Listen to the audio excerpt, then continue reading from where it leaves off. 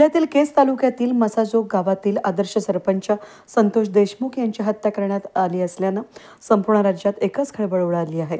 आता या प्रकरणामध्ये अखंड मराठा समाज अहिल्यानगरच्या वतीनं आरोपींना अटक करून कठोर शिक्षा देण्यात यावी या मागणीसाठी जिल्हाधिकारी अहिल्यानगर यांना निवेदन देण्यात आलं आहे। या निवेदनाच्या माध्यमातून जर आरोपींना शिक्षा झाली नाही तर तीव्र स्वरूपाचं आंदोलन छेडण्यात येईल असा इशारा देखील देण्यात आला आहे। या निवेदनामध्ये मसाजोग तालुका केज जिल्हा बीडचे आदर्श सरपंच संतोष देशमुख यांचं दिवसाढवळ्या अपहरण करून अतिशय निर्दयीपणे त्यांचे डोळे काढून खून करून त्यांचा मृतदेह रस्त्यावर फेकून देण्यात आला। या प्रकरणाबाबत संतोष देशमुख यांचं अपहरण करून खून करणाऱ्या सर्व आरोपींना तात्काळ अटक करावी, त्याचबरोबर आरोपींना राजकीय बरखास्त देणाऱ्यांना आणि केजच्या पोलीस निरीक्षकांचं निलंबन करून त्यांना सहआरोपी करावं। हे प्रकरण CID कडे हस्तांतरित करून फास्ट ट्रॅक कोर्टात चालवावं आणि घटनेचे प्रत्यक्ष साक्षीदार शिवराज देशमुख आणि मयत संतोष देशमुख यांच्या कुटुंबियांना पोलीस संरक्षण देऊन पुनर्वसन करावं अशा मागण्या करण्यात आल्या।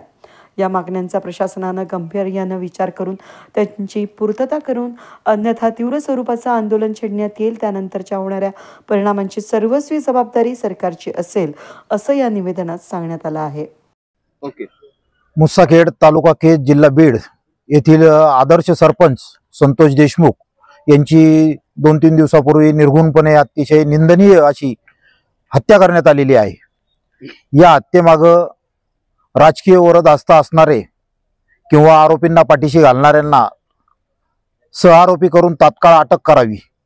गुन्हा दाखल करून घेण्यास टाळाटाळ करणाऱ्या पोलीस निरीक्षकाचंही देखील निलंबन करून त्यांनाही देखील सहआरोपी करावं। या घटनेचे प्रत्यक्ष साक्षीदार असणारे शिवराज देशमुख त्यांना पोलीस संरक्षण देण्यात यावे। तसंच मयत संतोष देशमुख यांच्या कुटुंबियांना देखील पोलीस संरक्षण देण्यात यावे व त्या कुटुंबाचं तात्काळ पुनर्वसन करावं आणि या घटनेचं एक निष्पक्षपातीपणाने CID मार्फत चौकशी करून हा खटला फास्ट ट्रॅक कोर्टात चालवण्यात यावा अशा पद्धतीचं मागण्याचं निवेदन आज आम्ही अहिल्यानगर अखंड मराठा समाजाच्या वतीने इथे जिल्हाधिकाऱ्यांना दिलेलं आहे। आणि या घटनेचा अखंड मराठा समाज अहिल्यानगर समाजाच्या वतीनं तीव्र शब्दात निषेध करतो आणि या मागण्यांची पूर्तता नाही झाली तर तीव्र स्वरूपाचं आंदोलन छेडण्यात येईल। त्या आंदोलनानंतर जो काही परिणामांची जबाबदारी ही सर्वस्वी सरकारची असेल अशा प्रकारचं निवेदन आज आम्ही समाजाच्या वतीने जिल्हाधिकाऱ्यांना दिलेलं आहे आणि आमची अपेक्षा आहे का लवकरात लवकर शासन याची दखल घेऊन योग्य ती कारवाई करेल। बोला। तो मुलगा आमच्या पुतण्याच्या वयाचा भाचा होता आणि होतकरू मुलगा होता, गावचा सरपंच होता। काय नाव आहे? मी संतोष देशमुख म्हणून। तर तो गावाचा त्याने 10-15 वर्षात खूप विकास केला चांगला। त्यांच्या गावात हे होतं यांचं पवन चक्क्याचं काम चालू होतं। तिथं ऑफिसमध्ये हे लोक खंडणी मागायला गेले आणि मग त्या शिपाईने वगैरे त्यांना बोलून आणलं सरपंचाला। थोडीशी बाचाबाची झाली तिथं।